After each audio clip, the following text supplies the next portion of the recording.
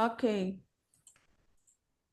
Pessoal, ok. bom dia. Espero que todos vocês estejam bem. Hoje estamos iniciando mais uma palestra do ciclo de palestras das residências em TIC Software, Dados, Infraestrutura e Cibersegurança. Nós agradecemos pela presença de todos vocês e também pelo interesse em assistir essa palestra que traz um tema super importante, né, nos dias de hoje. E lembrando também que a acessibilidade é um valor que é muito importante para o Serratec e também nos projetos finais. Neste sábado, nós estamos recebendo o Valmir Souza, que é sócio fundador da Biomob Soluções, e também diretor do Instituto Biomob, e parceiro do Serratec, em especial das residências. A palestra de hoje traz o tema Desenvolvendo Soluções para Todas. Espero que vocês aproveitem muito. E Valmir, passo a palavra para você.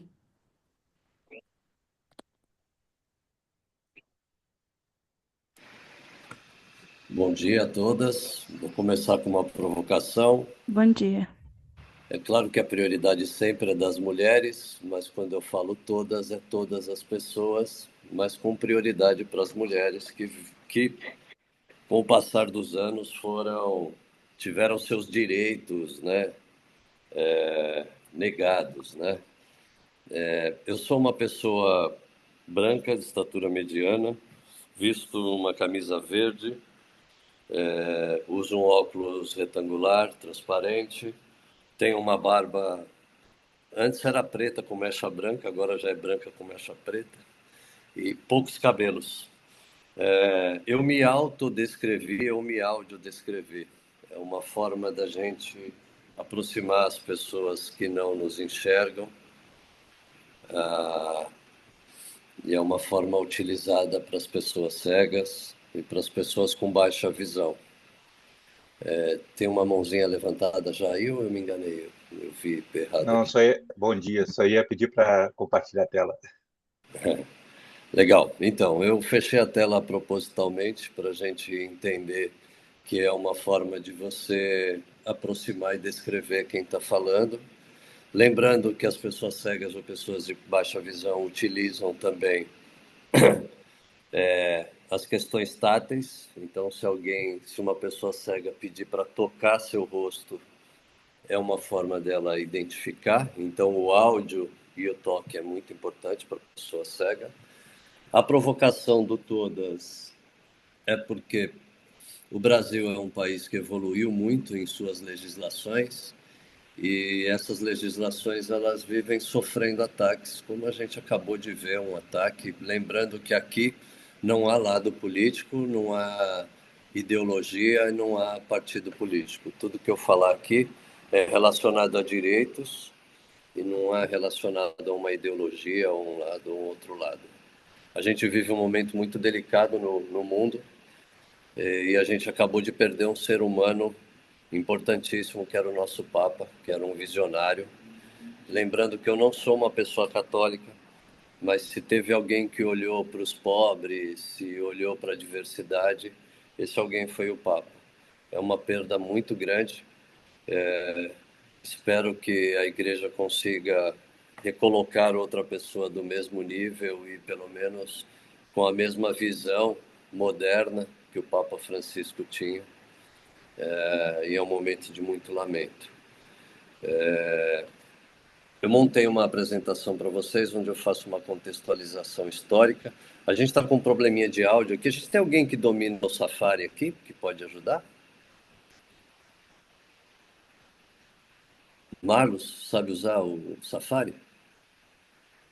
Não, eu não tenho costume do Safari, não. Não Tá, eu vou tenho fazer. expertise. Eu tentei fazer um compartilhamento antes aqui. Eu não sei se a minha edição não permite transmitir o áudio, mas eu vou tentar. Vamos lá.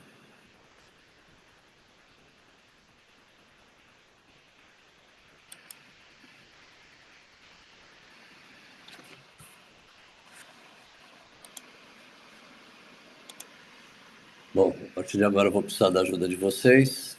Eu...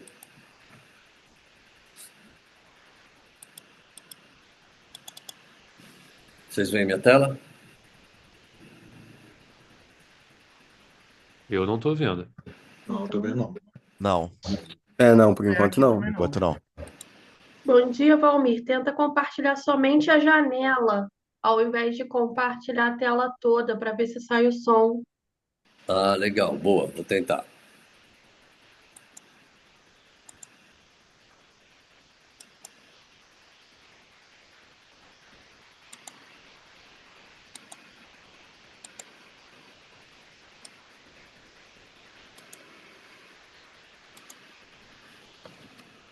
Agora eu já tô vendo. Parece. Conseguimos ver. Sim, ok. Antes que alguém se manifeste, Oxi, tá? O coraçãozinho e o amor e o vermelho é mais para identificar o coração, tá? De novo, não tem bandeira política aqui, não. Todas as pessoas, independente da idade, independente da orientação sexual, independente do gênero, independente da cor de pele e independente de qualquer tipo de deficiência, que aqui a gente vai passar a chamar de diversidade funcional. Gostaria que vocês sinalizassem se vocês vão ouvir o áudio do vídeo.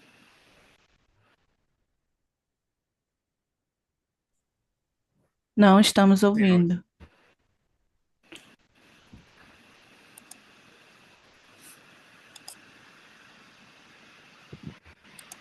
Eu vou habilitar a legenda em português.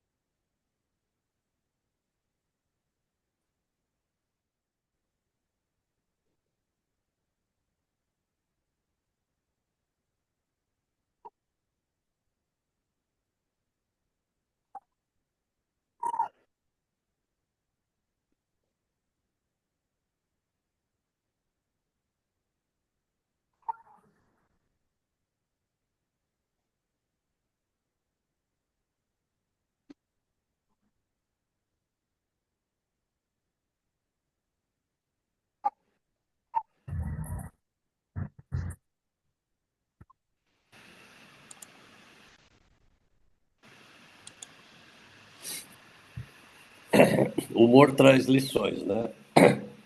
E é engraçado que eu compartilhei uma legenda gerada automaticamente e vocês não conseguiram perceber porque vocês não ouviram o áudio. Mas a quantidade de erro dessa transcrição dessa legenda foi absurda.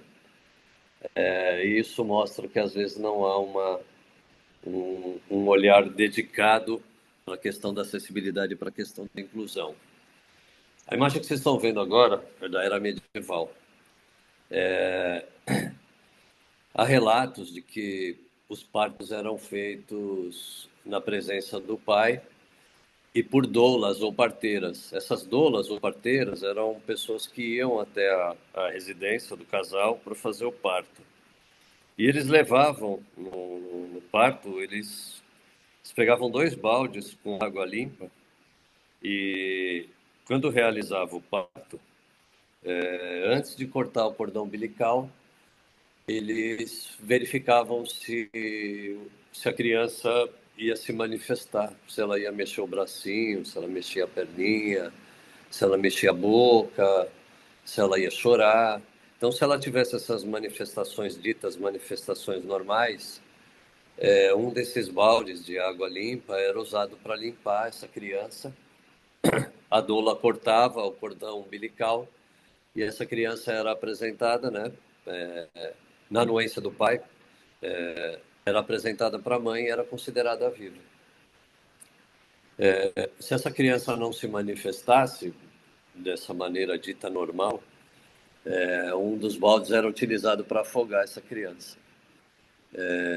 E essa atrocidade, esse absurdo, ele continuou acontecendo não só dessa forma, da maneira de assassinar a criança, o bebê, mas as crianças, mesmo se elas desenvolvessem a deficiência com o passar dos anos, a mobilidade reduzida, a surdez, alguma deficiência intelectual ou mental, se ela não enxergasse, qualquer uma dessas deficiências, ainda assim os pais tinham o direito de assassinar essa criança. E haviam duas práticas na época. Uma era jogar a criança de um penhasco e a outra era colocar a criança numa canoa e soltar essa canoa à deriva no rio para que essa criança morresse e e não e não desenvolvesse. As doulas que faziam esses partos, com o passar do tempo, elas começaram a mudar essa conduta. E elas levavam essas crianças para guetos, né? Para guetos isolados. Então, essas crianças eram praticamente adotadas, mas elas viviam alijadas da sociedade. Né? Elas estavam totalmente escondidas, né? Elas cresciam escondidas, mas foi uma forma de humanizar. E isso continua acontecendo durante muito tempo. Eu acho que essa visão equivocada sobre a pessoa com deficiência, ela sempre existiu. Ainda em algumas religiões, a deficiência é considerada uma doença e uma doença que tem cura. Como se você conseguisse pegar uma pessoa com nanismo e fazer com que essa criança crescesse e desenvolvesse. Ou uma pessoa na cadeira de rodas teria capacidade de voltar a andar.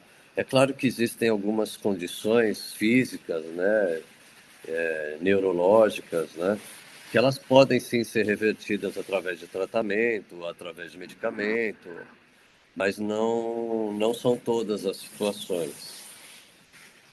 E essas atrocidades, né, elas continuaram, né? O mundo continuou sendo preconceituoso, que aqui a gente chama de capacitismo. E talvez uma das manifestações tão graves quanto essa que eu relatei agora foi na Segunda Guerra Mundial.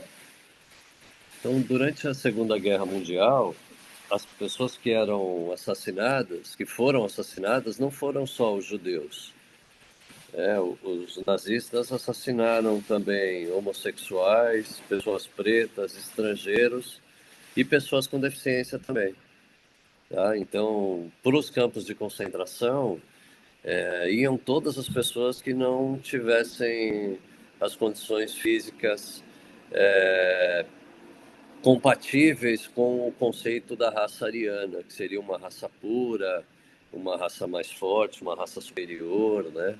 Então, esse é o conceito que o nazismo trouxe. Eu vou abrir um parênteses aqui. Durante a Segunda Guerra Mundial, houveram alguns cientistas que estudavam o corpo e a mente humana.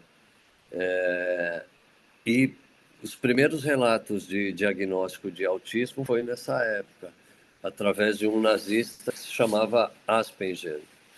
Então, Asperger era um cientista nazista e ele foi uma das primeiras pessoas a fazer esse cruzamento do diagnóstico do autismo.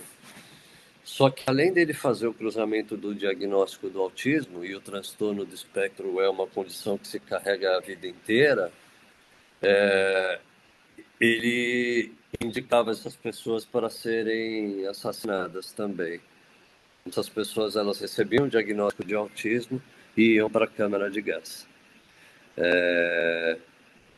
Então, esse parênteses que eu fiz é para que a gente não enalteça o Asperger. E o autismo, ele é dividido em 3 níveis, né? Nível de suporte 1, 2 e 3, nível de suporte leve, mediano e severo.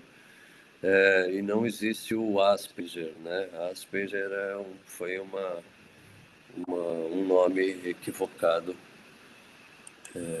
para batizar o transtorno do espectro. Esse quadro começou a mudar um pouco no final da década de 40, né, em 1948, quando ocorreu a Convenção dos Direitos Humanos da ONU. O mundo vinha de duas batalhas, de duas guerras muito fortes, né, que tinham assassinado milhões de pessoas. E a ONU, né, aliás, é um órgão que a gente precisa enaltecer, a ONU ela juntou os países e os países assinaram a Convenção dos Direitos Humanos. E nessa Convenção dos Direitos Humanos, um dos artigos era que todo indivíduo, todo ser humano tinha o direito de ir e vir. Isso já foi, naquela época, foram os primeiros relatos de olhar para a pessoa com deficiência, de garantia de direitos da pessoa com deficiência. Mais um videozinho, esse só tem uma musiquinha.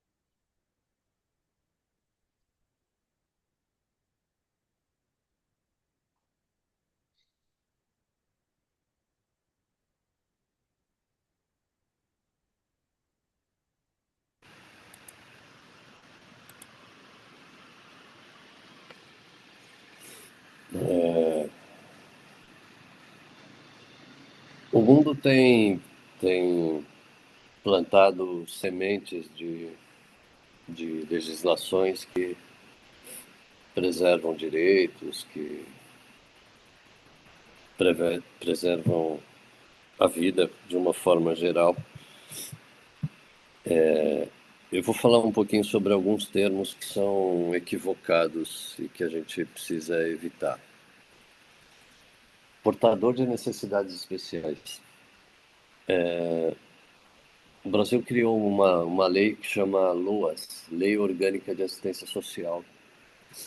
Essa lei era um guarda-chuva enorme que trazia embaixo desse guarda-chuva alguns estatutos, né? O Estatuto do Idoso, o Estatuto da Criança e do Adolescente e o Estatuto da Pessoa com Deficiência. Então, no momento da criação dessa lei, do LOAS,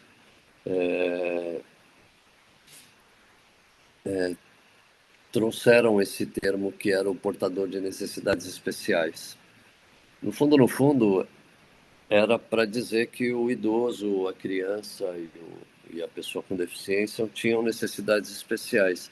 Mas isso foi um grande equívoco, porque as necessidades não são especiais. As necessidades são as mesmas que todo mundo, que é direito à educação, direito ao trabalho, direito a se alimentar, direito de ir e vir.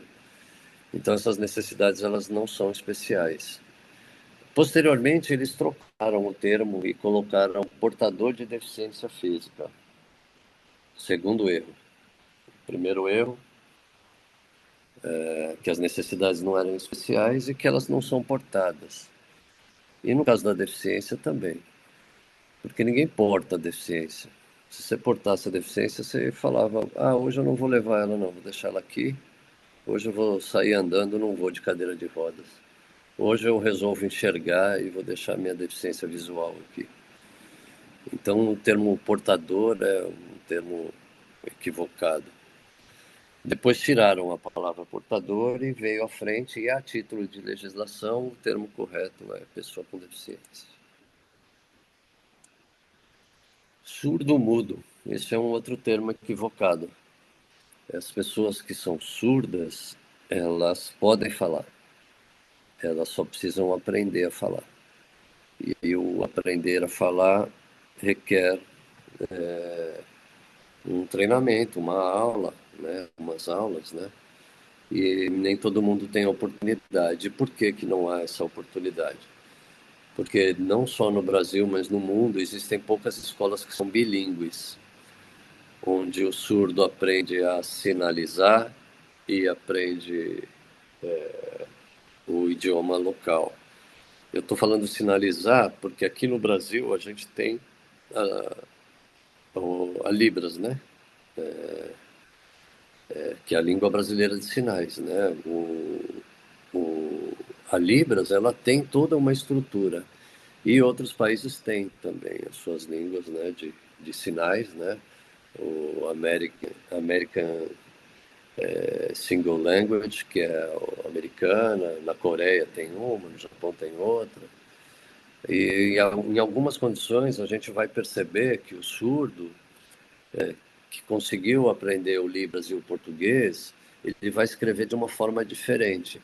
E a gente não deve subestimar essa forma de escrever, porque como a maior parte da comunicação dele é sinalizando, na hora de escrever, ele não faz o uso de algumas preposições, de tempo verbal, né? De artigo. Então, a gente logo identifica quando é um surdo escrevendo. Então, não existe surdo-mudo. Existem pessoas mudas, sim, ou por uma questão cognitiva, ou por um problema grave em cordas vocais, essa pessoa não fala, mas não necessariamente ela é surda e muda. Tá?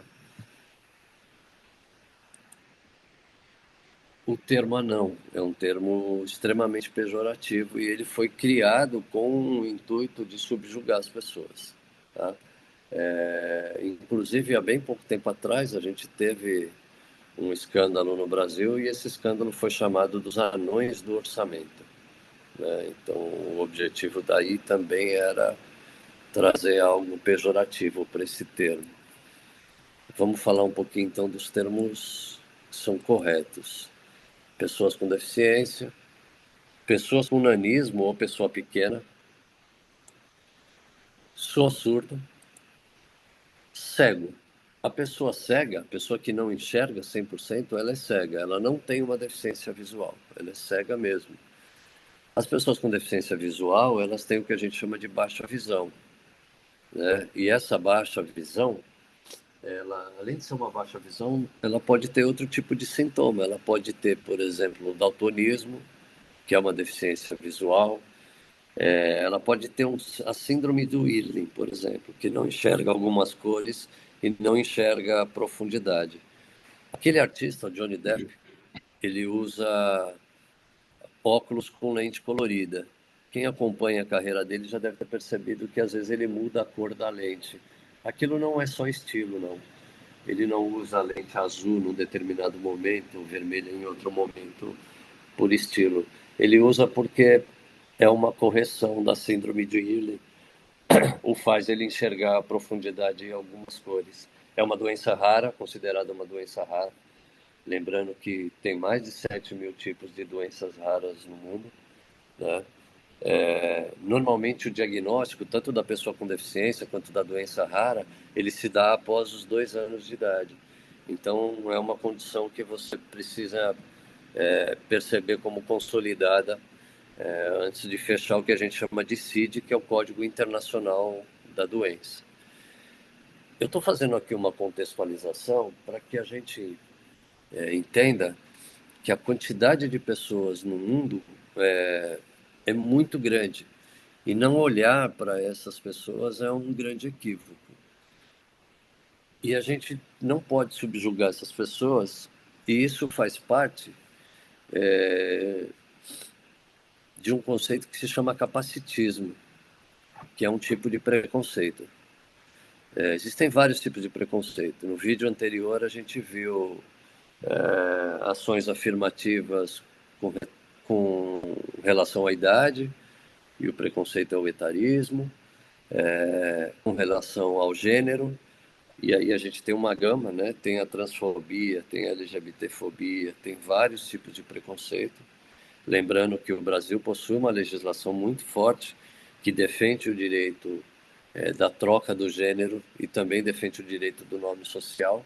Há bem pouco tempo atrás a gente viu um absurdo que os Estados Unidos fez com o Brasil, que não reconhecer o passaporte de 2 parlamentares, respeitando o seu nome social e trocando, na hora da admissão do visto, o sexo de feminino por masculino.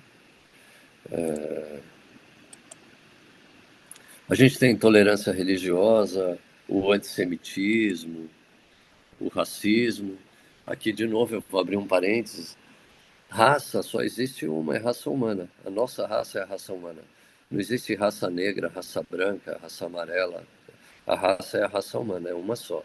O que a gente tem é diferente de cor de pele.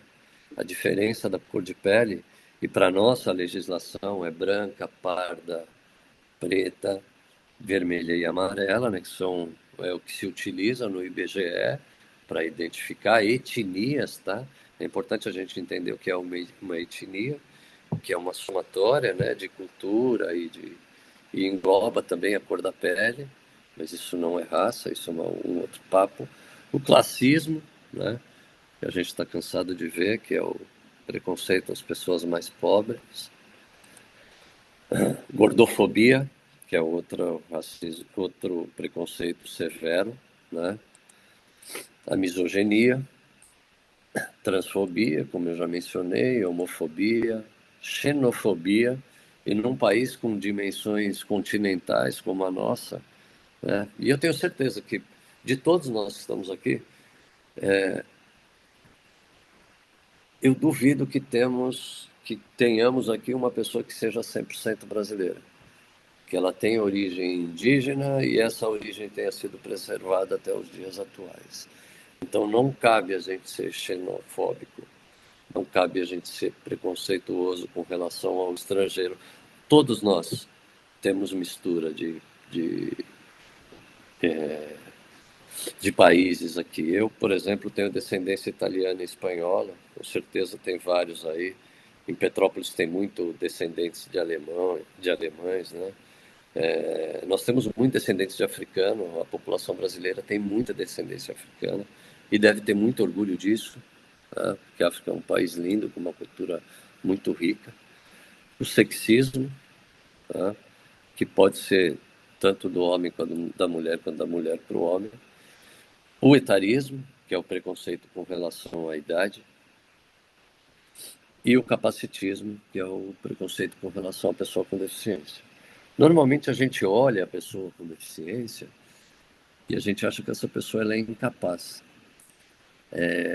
E é por isso também que a sociedade não produz produtos para essas pessoas,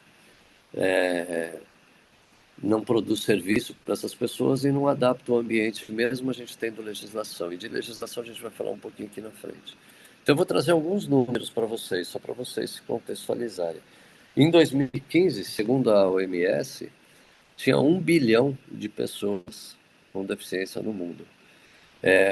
Nesse momento, em 2015, a população estimada do mundo era de 7 bilhões. Então, 1/7 da população possuía algum tipo de deficiência. No Brasil, a gente tem um número que é extremamente flutuante, mas esse número é. Aqui, esse dado eu coloquei errado aqui, perdão. É 18 milhões e 600 mil pessoas, e não 18 e 900, que representa 8,9% da população, ou seja, quase 10% da população. Se aqui a gente está em quase 100 pessoas, é dizer que no mínimo 10 pessoas aqui possuem algum tipo de deficiência. Então esse é o censo do IBGE de 2022. Então, a gente tem vários motivos para olhar para esse público. O primeiro motivo é que a gente está falando de seres humanos, esse é o mais importante de todos. O segundo motivo é que existe uma legislação defendendo o direito dessas pessoas, existe uma lei, a gente vai falar delas daqui a pouquinho. E o por último, né, se falar de pessoas e falar de lei não é suficiente, as empresas que olham para acessibilidade e para inclusão faturam 10% a mais do que quem não olha para o tema. Então enxergue essa pessoa como um consumidor qualquer. E aqui a gente vai falar especificamente do mundo digital.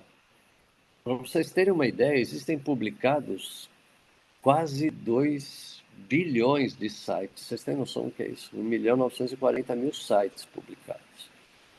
E usuários da internet, 4 bilhões e 400 mil pessoas. Quando a gente fala de usuário de internet, é web e mobile, né? Então, você está navegando no seu celular, também é considerado um uso de internet.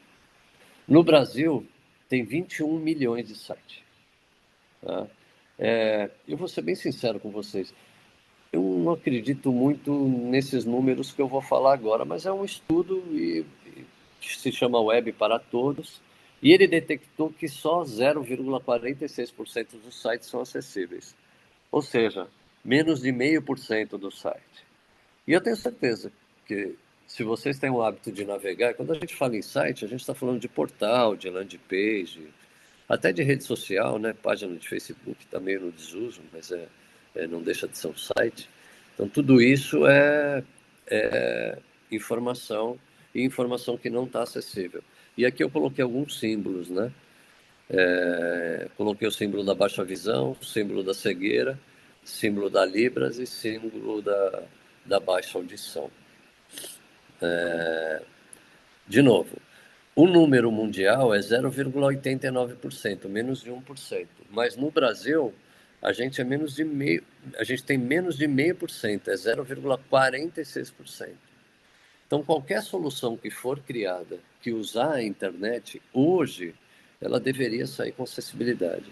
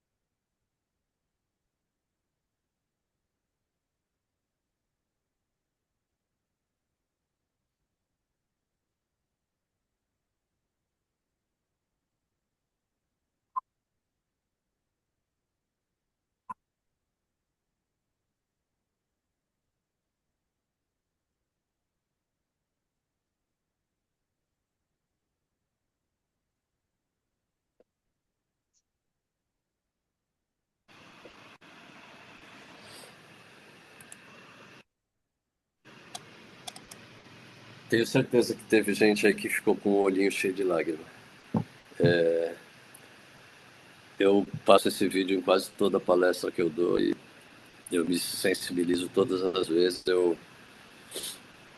me emociono todas as vezes. O Serratec é esse loirinho aí. O Serratec está olhando para a acessibilidade da forma que esse garoto olhou para o amigo dele. Criar sites, aplicativos e soluções olhando para a acessibilidade é um passo muito à frente do tempo. A acessibilidade sempre foi puxadinho, sempre foi gambiarra. E o Serratec quer que vocês saiam olhando para esse tema e criando as suas soluções olhando para essas pessoas. A imagem que a gente tinha das pessoas com deficiência, logo que começou a se falar do tema, na década de 40, a gente só tinha esse símbolo da cadeira de rodas. E eu até não trouxe o símbolo anterior, mas o símbolo anterior era uma cadeira de rodas com uma pessoa em cima e, para vocês terem uma ideia, não tinha nem cabeça. O símbolo era com fundo preto e a imagem em branco. Esse foi um dos primeiros símbolos. E nesse símbolo, que não tinha nem cabeça, era a percepção que a gente tinha dessas pessoas. Que eram pessoas incapazes, que eram pessoas robóticas, que eram pessoas dependentes e que eram pessoas impotentes. Eu vou contar uma passagem para vocês que eu vivi. Eu estava com um amigo cadeirante, eu estava num café. E a gente terminou de bater o nosso papo e a gente foi para o caixa. E a gente entrou na fita do caixa. E tinha uma senhora na frente desse meu amigo. Ele é cadeirante, ele usa uma cadeira motorizada, um cara elegantíssimo. Usa gravata, está sempre de terno, cara.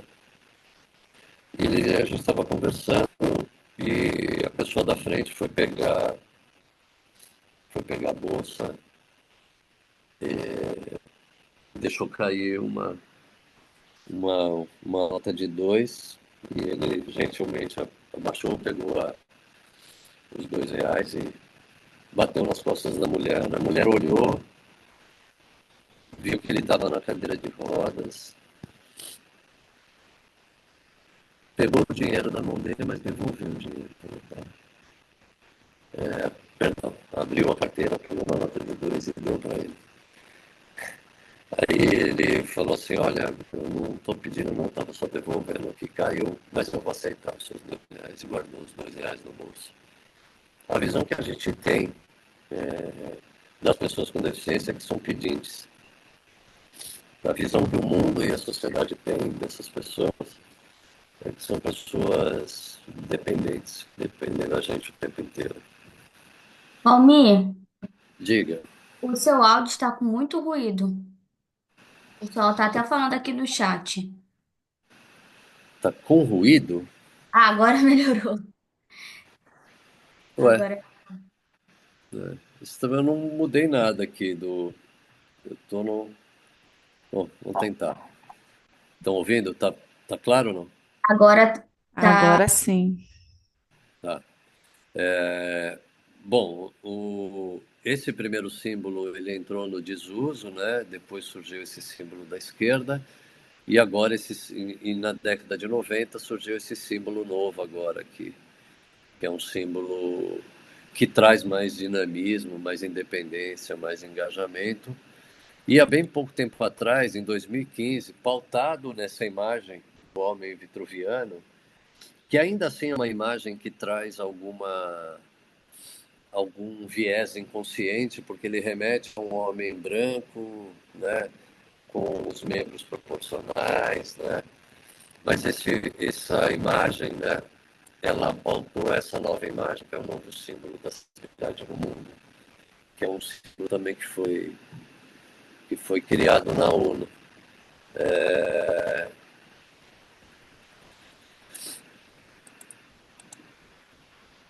Bom, eu já falei sobre a Declaração dos Direitos Humanos da ONU, E agora eu vou falar sobre acessibilidade. A gente vai entrar numa questão um pouco mais técnica agora. Vamos parar um pouco com a história. Em 1988, na primeira, né, na Constituição, né, que foi a sétima, na verdade, a de 88 foi a sétima Constituição, a internet estava surgindo no mundo e lá já se previa que até a tradução, uma tradução engraçada, porque a tradução que estava lá na Constituição falava assim, todos os sítios da internet têm que ser acessível. Era a tradução que se fazia de sites, né? Então, em 88 já se falava que precisava ser acessível para todas as pessoas. Só que, no nosso país, a gente tem a lei, né, e algumas coisas elas carecem do que a gente chama de norma. Né? Então, no Brasil, a gente tem uma associação que se chama ABNT, Associação Brasileira de Normas Técnicas, né? Quem não teve contato ainda vai ter, né? Vai ter que fazer um trabalho olhando para a norma técnica, olhando para a formatação de texto. E a primeira norma de acessibilidade ela surgiu em 2004, que é essa BNT 9050, que é uma norma que é voltada para edificações, né? Então ela falava de calçada, de banheiro, né? E há bem pouco tempo atrás foi lançada a primeira norma para a internet no Brasil, que foi em 2022. E agora, em 2024, saiu a segunda norma. A primeira era para web, a segunda para mobile. Eu não vou me aprofundar muito na norma, mas um pouquinho aqui para frente eu vou falar sobre um outro documento. Mas o que a norma diz é o seguinte: a lei te fala o seguinte, ó, você tem que fazer, tá? Se você não fizer, você está passível da punição XYZ. E a norma fala como você tem que fazer. Então, se você pegar uma caneta, por exemplo, você vai perceber que todas as canetas são similares com relação a tamanho, com relação à ponta, então, vários detalhes da caneta. Isso é uma normatização. Pneu de carro, a mesma coisa, o tipo do pneu de carro, o tamanho do pneu de carro. Então, tudo isso é passível de uma normatização. E essa normatização, ela serve para dar segurança, para dar autonomia, para garantir economia, né, sem desperdício, mas principalmente segurança e autonomia. Tá? Então, várias normas têm esse propósito. Quer dizer, várias não, todas têm. Mas a gente tem uma legislação específica da pessoa com deficiência já, desde 2015, que se chama LBI, a Lei Brasileira de Inclusão. Então, a Lei Brasileira de Inclusão é uma lei com 127 artigos, né, que fala sobre vários tópicos, sobre saúde, sobre educação, sobre mobilidade, sobre direito à moradia, né? E a LBI garante acessibilidade. A gente tem um problema grave no nosso país, né? O primeiro é que a gente já tem uma legislação robusta, mas o problema grave é que quase ninguém cumpre. E no caso da acessibilidade, não há um passo de fiscalização, não há alguém que vá lá e olhe se a sua calçada está adequada, se seu site está adequado. Né? O Google, há bem pouco tempo atrás, flertou com tirar do ar os sites que não tivessem acessibilidade. Quando eles descobriram que a maioria dos sites dos anunciantes não tinha acessibilidade, eles declinaram da ideia. Mas eu ainda acredito que em algum momento algo mais consistente vai ser feito com relação à acessibilidade. Né? Eu trabalho com o tema pela minha paixão com o tema inclusão e equidade. Mas eu tenho certeza que um dia a legislação vai estar a meu favor. E o que é acessibilidade? Acessibilidade no nosso ambiente, e vocês vão olhar bastante para isso daqui para frente, ele traz as formas de navegação que você vai utilizar. Então, vocês estão vendo uma imagem aqui, que é um caso típico de contraste. Então, essa imagem, ela traz dois contrastes distintos, o contraste do fundo claro e o contraste do fundo escuro. Esse contraste, além de ele facilitar você enxergar alguns elementos da imagem. E se a gente comparar a imagem do fundo claro com o fundo escuro, a gente vai perceber que alguns detalhes da mesa ou da superfície onde as taças estão colocadas, elas apresentam mais detalhes de um para outro. E isso é permitido através do contraste. O Instagram, o próprio WhatsApp, hoje, eles trazem a possibilidade, um recurso que se chama Dark Mode, né, ou modo escuro, que é o que a gente está vendo aí nessa imagem, né? O lado esquerdo está no Dark Mode e o lado direito está no modo normal. Isso é um recurso de acessibilidade. E o Dark Mode, né, o modo escuro, ele permite uma sobrecarga menor na nossa visão. Então você gasta menos a sua visão quando você está enxergando algo no modo escuro e não no modo claro. Então, além dele permitir enxergar mais detalhes, ele traz também a possibilidade de algo mais confortável, de algo bem mais confortável, tá? O contraste ele tem que ser aplicado em qualquer tipo de cor. Tá? E aqui é uma tabela, essa é uma tabela, é um prisma de contraste. Né? É claro que assim, o trabalho dos designers, né, eles precisam ser enaltecidos. Né? Mas, às vezes, o design exagera num tipo de estilo que compromete a acessibilidade. Então é importante a gente entender que você tem que aplicar correto as formas de cor, a combinação de cor, tá?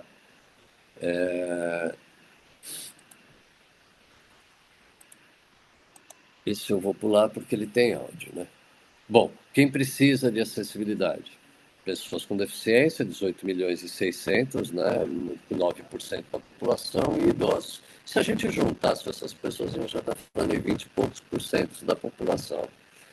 Quais são os tipos de necessidades que a gente tem com relação à acessibilidade? A gente tem as necessidades físicas, e eu vou trazer essa informação para o nosso âmbito aqui, que é o âmbito das soluções digitais.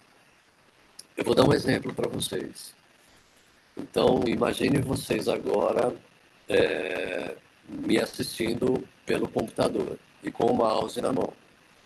Esse mouse te permite clicar em qualquer lugar da sua tela.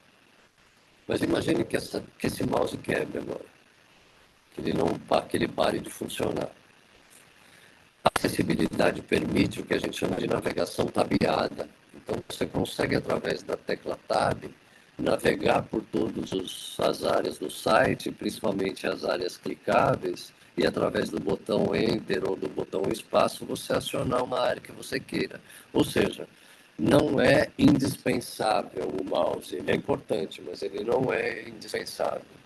Mas para uma pessoa cega, a tecla Tab é indispensável, porque é através dela que ele vai navegar de ambiente em ambiente. E a tecla Tab, normalmente a gente configura o nosso sistema com os elementos da esquerda para a direita e de cima para baixo. Então eu aperto a tecla Tab uma vez, ele vai marcar um determinado ponto.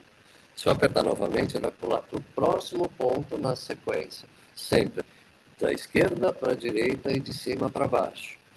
Além dessa possibilidade de você saltar de um campo para o outro, você precisa denominar esse campo. Então, vamos dar um exemplo. Suponha que você tem um campo lá que é um campo de data, de escolha de data. Eu estou no site da Decolar e eu quero comprar uma passagem. Então, porque a origem da onde eu vou sair, é o destino para onde eu vou, qual data que eu vou viajar. Quando eu aperto a tecla Tab e caio na origem, ele tem que ler o label, né, o botão, ele tem que falar assim, insira aqui o botão de origem, a sua origem, né, ou botão de origem. E aí você vai digitar lá, Rio de Janeiro, Petrópolis, e destino, Maceió. Digita ali Maceió. E aí, a hora que você pular de novo com a tecla Tab, data. Normalmente, na data, você precisa informar em que formato que está isso. Tá? 2 dígitos para dia, 2 dígitos para mês e 4 dígitos para ano. Tá? Isso é uma possibilidade também de você minimizar as possibilidades de risco, de erro, perdão. As questões que são questões sensoriais, tá? Se eu tenho ali, a gente acabou de passar por uma situação de falta de acessibilidade sensorial. O vídeo sem o áudio e sem a legenda, se ele tivesse texto, ele nada serviria.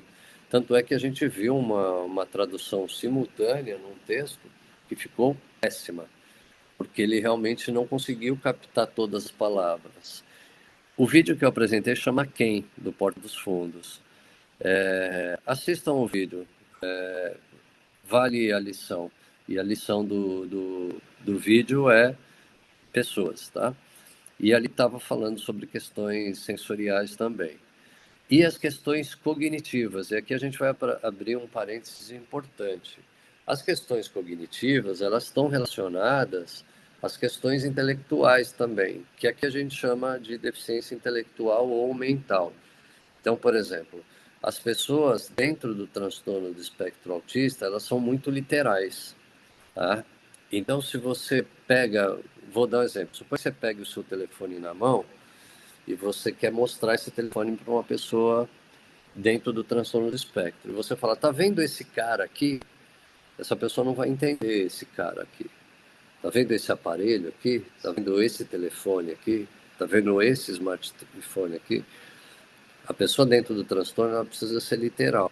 Dentro do conceito de ser literal, o governo federal já vem costurando há muitos anos já um conceito que se chama linguagem simples. Tá?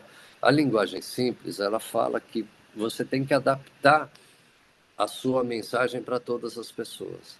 Então, mesmo que seja uma mensagem jurídica, você não vai colocar lá um datavena. Você vai transcrever a informação da maneira que todos possam compreender. Como é que a gente divide essas deficiências? A deficiência física, ela pode ser algum tipo de nanismo, ela pode ser uma CID, né, uma doença, né? Nesse caso não foi doença, foi um acidente. O Clodoaldo Silva está aí do lado. O primeiro é o gigante Léo, que ele tem a condroplasia, então ele é uma pessoa com nanismo. Ele tem 92 centímetros de altura, de estatura, tá? O termo correto é estatura. O Clodoaldo Silva, ele teve paralisia cerebral ao nascer. Então ele tem mobilidade reduzida. Ele mexe um pouco as pernas, mas é pouco. E ele é engraçado que ele solta uma frase que é bem engraçada, que ele fala assim: eu tenho paralisia nos membros inferiores, mas é só nas pernas, porque eu tenho 2 filhas. E o Daniel Dias tem má formação congênita. Às vezes as pessoas acham que ele é amputado. Ele não é amputado, ele tem má formação congênita. Então ele tem má formação congênita nos membros inferiores e nos superiores. Para vocês terem uma ideia, só uma das pernas dele é completa com o pé, e ainda assim ele tem uma deformidade no pé. Mas na mão esquerda ele tem um dedo só, e na mão direita ele também tem um pequeno dedo, que é o que ele utiliza para fazer as coisas, e uma das pernas ele não tem inteira, né? Bem na região do quadril ele já não tem inteira. De novo, abrindo alguns parênteses, o Gigante Léo é funcionário público, federal e humorista. É um cara que tem um cognitivo todo preservado. O Clodoaldo Silva é um atleta paralímpico, talvez o maior atleta brasileiro. Ouso dizer que é o cara que mais ganhou medalha no Brasil, nadador, né? O Daniel Dias também nadador, é um cara que tem um currículo excelente olímpico, mas ele parou muito cedo, né? Ele parou na penúltima Olimpíada, né? E também um nadador paralímpico. Lembrando que a Paralimpíada traz muito mais medalhas do que a Olimpíada. Aqui eu estou falando de legislação também, tá? Na legislação a gente chama de deficiência sensorial. O que é a deficiência sensorial? A cegueira, a baixa visão. A baixa visão a gente pode chamar de deficiência visual. A cegueira não é deficiência visual, é cegueira mesmo, tá? Então é uma deficiência sensorial.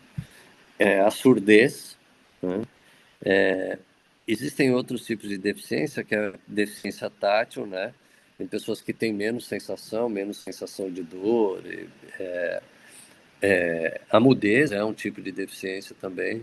E deficiência auditiva, que é quando a pessoa ela escuta parcialmente, tá?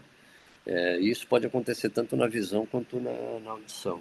E lembrando que no Brasil a gente tem muito caso também de surdo cego, tá? Então tem as pessoas cegas, elas sobrecarregam a audição e normalmente elas vão perdendo um pouco da audição. Então o Brasil tem muito surdo cego, tá?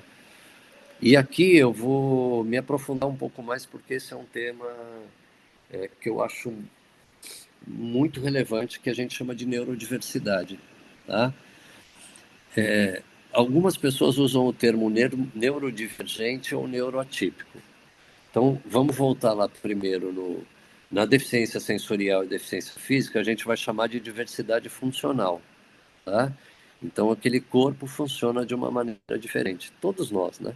O nosso corpo funciona de forma diferente. Nossa visão, nossa audição, nosso intelecto também. E aqui o intelecto a gente chama de neurodiversidade, tá? Nesse caso, nessa imagem, a gente tem umas pessoas com síndrome de Down. A síndrome de Down, ela traz características físicas, né, fisionômicas, né? Então você olha a pessoa na síndrome de Down, com síndrome de Down, né, que é o cromossomo 21, cromossomo a mais, ele tem traços físicos diferentes. O transtorno do espectro autista, por exemplo, ele não tem esses traços físicos diferenciados.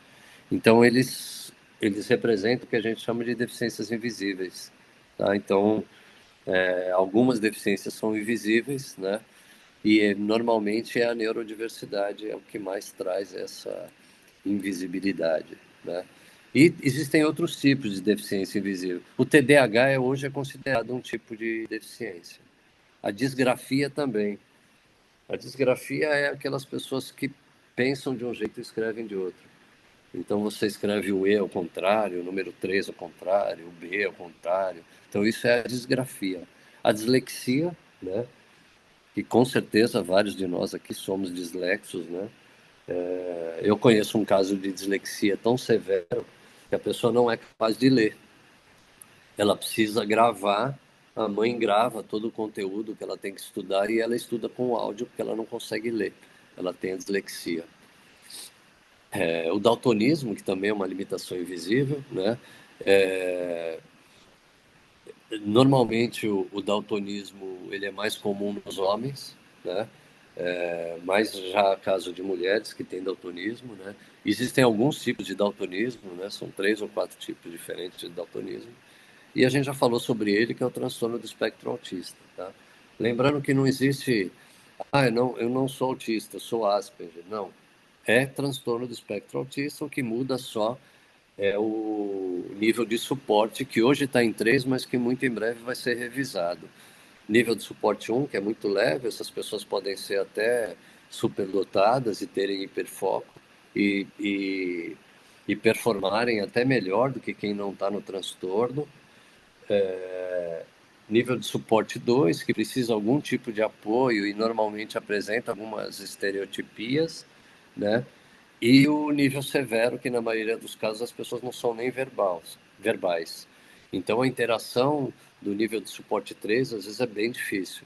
E lembrando que o autismo não é uma doença, é uma condição, né? E essa condição se carrega para o resto da vida. Então não adianta a gente imaginar que o autismo é só na criança, é só na infância, porque não é, né? Normalmente o transtorno do espectro requer alguns tipos de terapias para atenuarem essas questões do autismo, tá? Bom, a internet possui um órgão regulador e talvez a origem de tudo veio aí no W3C, né? No World Wide Web Consortium. Essa instituição, ela criou um outro documento em parceria com a ADA, que é uma associação americana de ações para a pessoa com deficiência, né? Association Disability Act. Acho que é isso. O ADA. A ADA criou um documento que chama WCAG. O WCAG é praticamente o manual de acessibilidade para a internet. É um documento que hoje já está na terceira edição, né? Um manual que hoje já está na terceira edição, e ele fala sobre todos os recursos de acessibilidade. Então, é o documento que todos deveriam ler, principalmente quem trabalhar com front-end, para entender, mas não é só front-end, tá, gente? Mas para entender o que precisa ser feito, que é a questão de ampliação de fonte, tipografia de fonte, contraste, comando de voz, né? Todos os recursos de acessibilidade. Então, esse documento é um documento muito rico. Essa minha apresentação ela tem os links de tudo isso e eu vou deixar disponibilizada para vocês, então vocês podem usar à vontade. No final também vou deixar meus contatos, mas o WCAG é um documento importante que vocês vão ter que conhecer ao longo da jornada dentro do programa de residência. Tá? Lembrando que hoje eu até tenho uma discussão com o pessoal do Serratec que alguns falam, mas acessibilidade não é um recurso funcional. Não é um recurso funcional para quem enxerga, para quem não enxerga é um recurso funcional. Porque se ele não for empregado, a pessoa não utiliza seu sistema. Então passa a ser um recurso funcional. Tá? Símbolos de acessibilidade. Eu trouxe só alguns dos símbolos de acessibilidade, mas existem vários símbolos, né? Quase uma centena, para vocês terem uma ideia. Né? E esses símbolos, eles também representam conquistas, né? Tem aí o símbolo da pessoa surdo-cega, né? Se você olhar nessa imagem, e esse símbolo mostra que a única interação dessa pessoa é uma interação tátil. Então, infelizmente, nesse caso, é o único desse grupo que não vai consumir as soluções digitais, né? Que não consome as soluções. Do resto, surdo, cego, pessoa com nanismo, pessoa com baixa visão, pessoa com deficiência intelectual mental, todos esses utilizam as soluções e precisam da acessibilidade. Hoje em dia, um recurso muito comum são os avatares de Libras, né? Esse é um exemplo de avatar que se chama HandTalk, né? Essa solução ela é paga, tá? Mas já também uma versão de avatar que é gratuita, que se chama Velibras, né? Que vocês vão conhecer ao longo da jornada. O Velibras é gratuito, você pode colocar em qualquer site, né? O Aldima, que é um leitor de tela, que hoje já ficou um pouco obsoleto, porque todos os navegadores hoje já trazem leitor de telas, então você já consegue ler uma notícia, navegar usando o áudio do próprio navegador. O Edge tem, o Chrome tem, o Safari tem, né? Mas lembrando que toda pessoa cega tem o seu próprio leitor de tela. Só que esse leitor de tela ele só vai funcionar se você preparar o seu site para esse leitor de tela. Ou seja, você precisa descrever todas as imagens, você precisa colocar nome em todos os botões. Então, essa é a forma de você fazer a sua parte para que o cego consiga interagir com o seu sistema. Tá? Quem mais tem recurso de acessibilidade hoje é o WordPress. Né? Eu sei que vocês não vão trabalhar com WordPress, vocês vão trabalhar com o React e com o React Native, mas vocês vão aprender várias coisas que são utilizadas lá dentro do WordPress. Eu acho que é o Abner, né, que provavelmente vai trazer isso para vocês. E eu também vou ter em alguns momentos com vocês possibilidade da gente discutir esses recursos. Infelizmente um vídeo, mas esse tem áudio, eu não vou conseguir passar. Bom, esses são os meus contatos, né? Eu gostaria que vocês ficassem à vontade para anotar. E eu queria fazer um momento com vocês em que a gente trocasse, conversasse, perguntasse e refletisse sobre o que eu trouxe para vocês.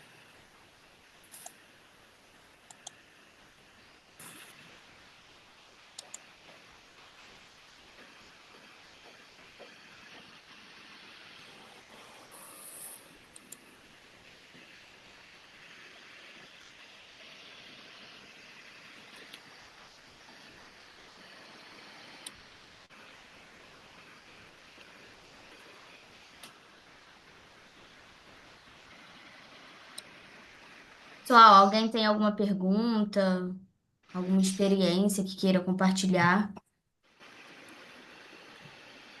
Olha, essa indicação da Magda, todos têm que assistir. Como Estrelas na Terra. É um filme maravilhoso. Eu acho que talvez um dos mais bonitos que eu já vi nos últimos anos, né? Então assistam Como Estrelas na Terra. Muito boa indicação, Magda. Oi, Valmir, bom dia. Bom dia, tudo bem? Tudo bem? Somente agradecer, né? Eu sou professora há 10 anos, eu estou vivendo uma transição de carreira e nesses 10 anos eu trabalhei muitas vezes, né, como professora hoje. Dificilmente a gente não tem alunos atípicos em nossas salas, ainda bem, né? Se as pessoas têm, as pessoas, todas as pessoas têm acesso. Então, a gente precisa, sim, pensar em muitas ações. Além disso, também trabalhei alguns anos em salas de recursos multifuncionais. E eu tenho uma irmã com síndrome de Down. Então, a gente tem, sim, que pensar muito nisso. É um assunto extremamente relevante. É, é nosso... É uma missão que a gente tem aqui, né? Então, assim, é somente agradecer por todo o conhecimento, toda a experiência passada hoje. Obrigada mesmo. Bom, Magda, eu que agradeço e espero que você continue exercendo os dois papéis, tá? Então, continue na educação, porque é um papel importante, o papel da educação, e aproveitar junto essas expertises aí e coloca tudo num balaio só.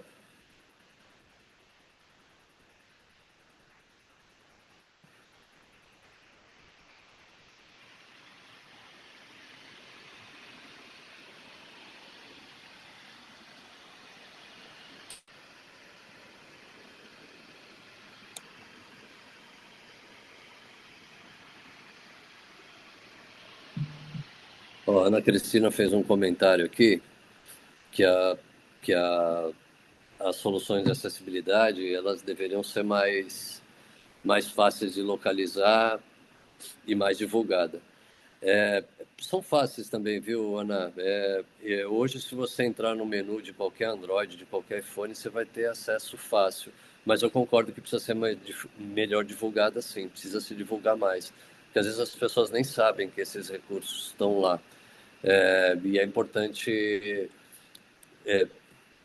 Não é só a questão de você ter o recurso de acessibilidade, é você preparar o seu conteúdo para ler essa acessibilidade, entendeu?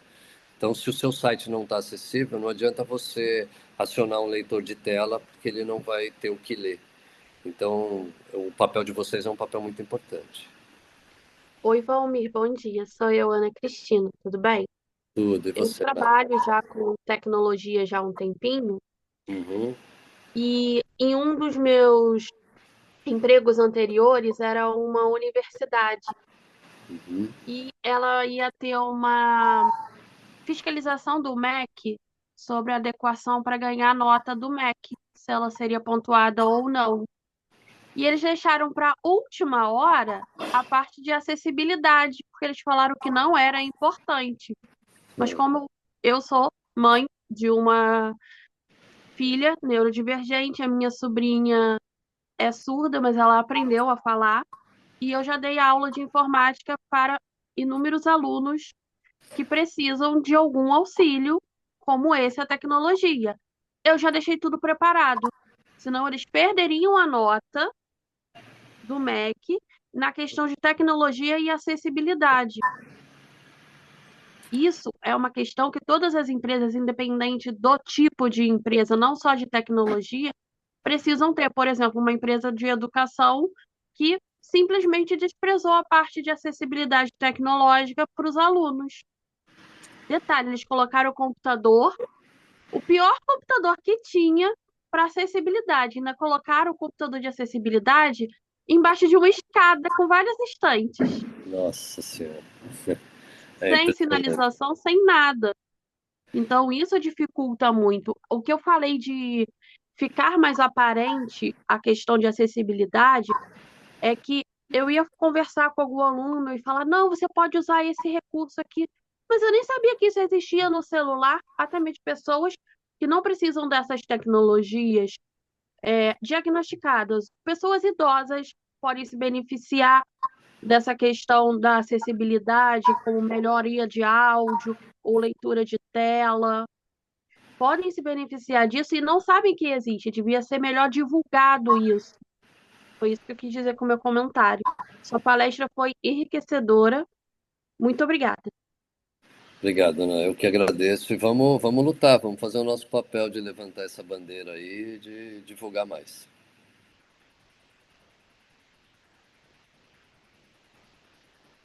Mais alguém? Alguma dúvida? Eu agradeço muito a palestra. E, através dessa palestra, eu aprendi que os navegadores têm recursos que ajudam as pessoas, porque realmente, apesar da gente não explorar muitos navegadores, eu não sabia disso. Apesar dos anos que a gente usa a tecnologia, eu não tinha acesso a essa informação. Muito obrigada. Legal, que bom. Bom, passa para frente, hein, Tainá? Passa para que outros saibam. É interessante que eu falei do navegador leitor de tela. Vou fazer um sinal aqui. Vocês já viram alguma pessoa operar o celular assim, ó? Colocar bem pertinho do ouvido, assim, e mexer no celular? Isso é uma pessoa cega operando o celular. Ela não precisa olhar o que está na tela, mas ela interage por gestos. Então, muitas coisas hoje na tecnologia, ele é feito por gestos, por... Então, os recursos estão aí. Eles precisam ser melhor explorados, né? Mais divulgados, é óbvio. Mas eu sei que eu imagino que a maioria de vocês sejam de Petrópolis, né? Então, vou fazer uma observação. É fácil andar de cadeira de rodas em Petrópolis? Vocês acham que é fácil você chegar num bairro no Tosé, no Valparaíso? É quase impossível. E é a mesma questão dos sites para as pessoas que não enxergam e que não. Então é importante que a gente mantenha essas causas vivas. Não é caro fazer acessibilidade, só precisa ter boa vontade mesmo. Valmir, bom dia. Eu acredito que os celulares também apresentam essa tecnologia, né? Apresento sim, Leandro, todos, inclusive a Apple, né? Eu não sou um defensor de nem de A nem de B, mas a Apple é o que mais traz recursos de acessibilidade e é o preferido pelas pessoas cegas. Então, se você entrar nas configurações do seu aparelho, você vai achar aí vários recursos, talkback, voiceover, ampliação de fonte, zoom, contraste, tudo isso é recurso de acessibilidade que a gente chama de recurso embarcado. Tudo isso já está. Todos os navegadores, como a Tainá mesmo falou agora, mas tudo isso já tem. Mas como eu te falei, a questão, eu vou dar um exemplo de uma situação que aconteceu comigo, eu já te dou voz, tá, Adriana? Recentemente eu fiz um trabalho para a Fiocruz. A Fiocruz tem um repositório que se chama Arca. O repositório da Fiocruz, Leandro, ele guarda 35 mil artigos. Artigos sobre Covid, sobre varíola, sobre febre amarela. E eu fiz o front-end adaptando a acessibilidade para você buscar o artigo, tá?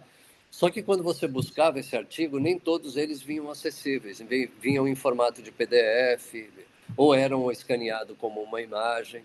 Então, se você não pensar tanto no back-end quanto no front-end, essa acessibilidade não vai funcionar. Então, você precisa olhar para todas essas questões aí, tá? Sim. É só para divulgar um caso, eu só fiquei sabendo dessa tecnologia Talkback nos aparelhos celulares, porque eu tinha uma pequena assistência técnica e muitos usuários iam lá reclamando que o celular estava travando, que não estava fazendo os gestos que eles queriam. E eu também não entendi o que que é, fui estudar para ver o que que era isso e acabei passando que era uma opção de acessibilidade, né? E ajudava lá o pessoal a sair daquele ambiente, né? E aí as pessoas não sabiam o que que era e não conseguiam manipular o celular. Às vezes ele começa a operar diferente, viu, Leandro? A gente precisa É, entender que ele ele opera aperta, diferente. tem que ser duas vezes, apertar duas vezes cada situação, às vezes com os dois dedos, e ele fica falando. É isso mesmo. Adriana, só responder aqui no chat. Alguém falou aqui sobre. Não encarem isso como correção, eu vou fazer só uma observação, tá? Eu levanto a bandeira de que as pessoas não são nem neurodivergentes neuroatípicas, tá? É só uma bandeira, elas são neurodiversas. O termo divergente e o termo atípico, ele também segrega a pessoa e a gente olha com preconceito. E aqui a Aline está falando o seguinte, ó, que acha dos neurodivergentes no ambiente de trabalho? Tem campo e como são tratados?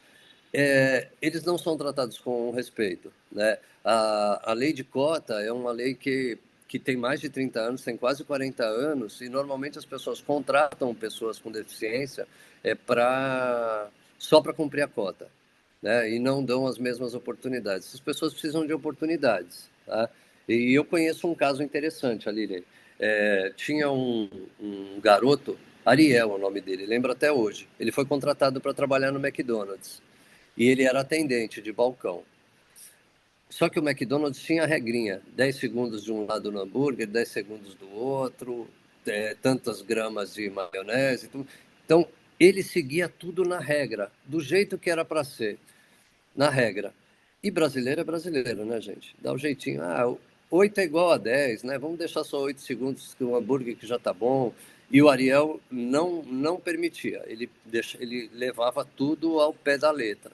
E ele mantinha aquele padrão. Ele virou um instrutor lá no próprio McDonald's, porque os caras perceberam que o fato dele ser sistemático com aquilo era um ponto positivo e souberam explorar. E ele ganhava todo ano prêmio pela dedicação dele. E ele tem síndrome de Down. Então, ele tinha essa... Se você souber aproveitar a característica dessa pessoa, explorar a característica, você só tem a ganhar. Se você olhar para essa pessoa com preconceito e não entender como funciona essa pessoa, você só tem a perder. Então, o que a pessoa com deficiência precisa é de oportunidade. Vai lá, Adriana, desculpa, eu falei muito. Obrigada. Não, falou o suficiente que a gente precisava ouvir, não muito. Não, só ressaltando o fato de que os sites com opção de acessibilidade são mais ranqueados no Google. Então, assim, é sempre bom a gente ter em mente isso, né? Porque é bom para todo mundo, né? Literalmente. E o Google dá essa ênfase em ranquear mais os sites com acessibilidade. Que bom, né? Porque na época eles iam tirar do ar, mas esse ranqueamento positivo, que legal, eu não sabia dessa notícia, muito bom. Que bom saber disso, Adriana, obrigado. Samira. Bom dia. Eu vim aqui para poder contar uma experiência que eu tive. Eu sou professora de informática e eu dou aula de 8 até 80 anos, né? E já teve algumas situações que eu passei com alunos autistas, né, de vários níveis diferentes, e alguns eram notórios, outros nem tanto. E quando eu comecei a dar aula, eu nunca tive um treinamento sobre como lidar, né, com diversidades e essas coisas. Eu acho super importante ter isso, principalmente nessa profissão de ser professora, né, como todas as profissões, mas essa principalmente. E quando eu tive meu primeiro contato com um aluno autista, às vezes, né, ele acabava falando um pouco mais alto que os outros alunos, e os outros, né, da turma acabavam rindo dele, né, zombando, e eu ainda não sabia lidar com aquela situação. Então, teve um desconforto enorme, tanto meu quanto do aluno, naquela situação, e eu não sabia lidar com aquilo. E aí eu fui procurar estudar um pouco mais, né, para me poder ver como que eu podia lidar com aquela situação do que estava acontecendo, porque às vezes ele tinha algumas reações diferentes, né, dos outros alunos. E quando eu comecei a conseguir lidar, a incluir o aluno ali nas atividades, em conseguir juntar essa turma, já era tarde, que ele acabou desistindo da aula. E isso para mim me doeu muito, porque eu não estava preparada para aquela situação, né? E me senti um pouco culpada por aquilo. E aí depois disso eu tive outros alunos autistas, mas aí dali em diante eu consegui lidar muito melhor, perdão. E aí eu consegui, com os outros alunos que eu tive ao longo do tempo, né? Eu sou professora, vai fazer quase 3 anos. Eu consegui incluir os outros alunos, né, que eu tive nas aulas, consegui fazer eles participarem, consegui fazer a turma se tornar mais compreensível com a situação, todo mundo se ajudar e não ter essa diferença, né, dentro de sala de aula, e sim ter a inclusão. Mas eu sinto muita necessidade, assim, né, muita necessidade de que a maioria dos profissionais não estão preparados para isso, e eu me senti muito culpada também por não estar naquele momento. Bom, não se sinta culpada, agora só foi uma incontingência e a partir de agora, com certeza, sua percepção mudou. E é isso que a gente tem que fazer. A vida é assim, o aprendizado ele é orgânico. Cada dia a gente aprende uma coisa nova. Eu aprendo muito com vocês aqui. Ó, o Rodrigo está até falando aqui, ó, que ele tem té, ele é sistemático para cozinhar. Então podem ir almoçar na casa do Rodrigo, que com certeza o almoço vai sair igual no dia anterior, igual no outro, vai sair caprichadinho. Compartilhando também, eu sei que não tem nada a ver com software, mas também tem a ver com tecnologia. A quantidade de pessoas também, de mães, que buscavam fones de isolamento para as pessoas com acessibilidade. Eu até tentei buscar em alguns fornecedores algum tipo de fone, mas eles nem sabiam me explicar se tinha um isolamento adequado. Então, assim, acho que também nessa questão de tecnologia para hardware, né? Também falta muito conhecimento e também acho que produtos específicos, né? A mãe falou que teve que ir na loja de construção para comprar aquelas coisas de industrial para a criança, né? São os chamados abafadores, né? É que qualquer fone, Leandro, desses fones que vocês usam para game, eu tô falando vocês porque eu não jogo, tá? Mas tô vendo aí você sentado numa cadeira de game, vários. Então, o fone que se usa no game, ele já cumpre o papel de abafar o som já, né? Então, são bem parecidos com o fone normal e tem algumas pessoas que não usam o abafador, usam o fone de ouvido normal com um som ambiente bem fraquinho, se uma música clássica bem fraquinha.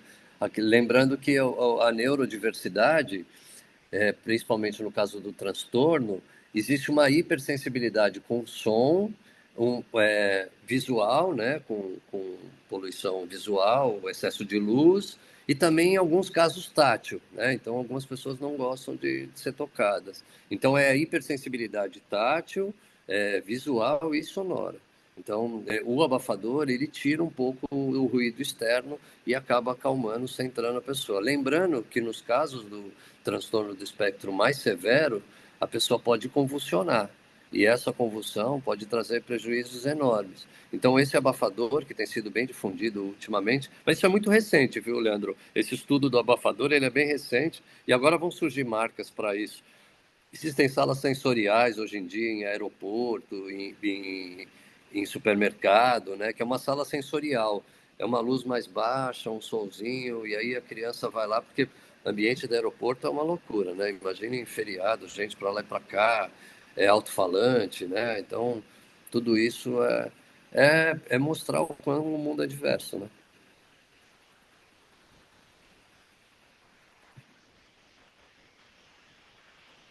Mais alguém?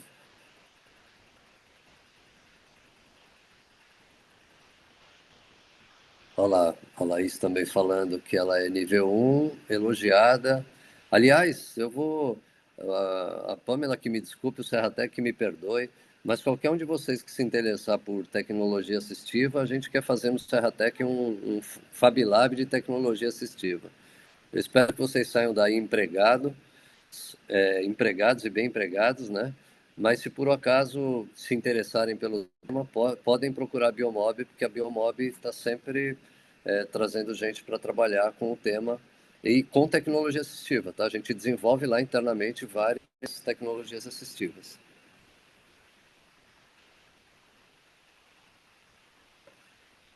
Mais alguém? Algum comentário? Tentando ler o chat aqui. Gente, feliz, obrigado, né, pelas mensagens positivas. Sou eu que agradeço vocês estarem aqui no sábado de manhã me ouvindo. Coitada da Pamela, acho que é a 10ª vez que ela está ouvindo a mesma palestra, igualzinha, não mudou quase nada. Mas é um tema que eu tenho muito carinho e eu fico muito feliz de falar para vocês e me coloco à disposição para que vocês precisarem ao longo dessa jornada. Não baixem essa bandeira, tá? Vamos manter essa bandeira em alta para a gente trabalhar com acessibilidade aí, porque a sociedade precisa. Valmir, nós que agradecemos por mais uma vez você estar presente aí, né? Explicando um tema tão importante. E sim, já assisti muitas vezes a palestra, mas é sempre muito importante e sempre aprendo um pouco mais, né? Sobre o tema. Pessoal, agradeço vocês também. Muito obrigada por estarem presentes. E eu vou convidar vocês para a gente tirar uma fotinha, tá bom? Todo sábado eu tenho que ter a foto, né, pessoal? Ok. Calma aí. Douglas, se tu puder me ajudar aí.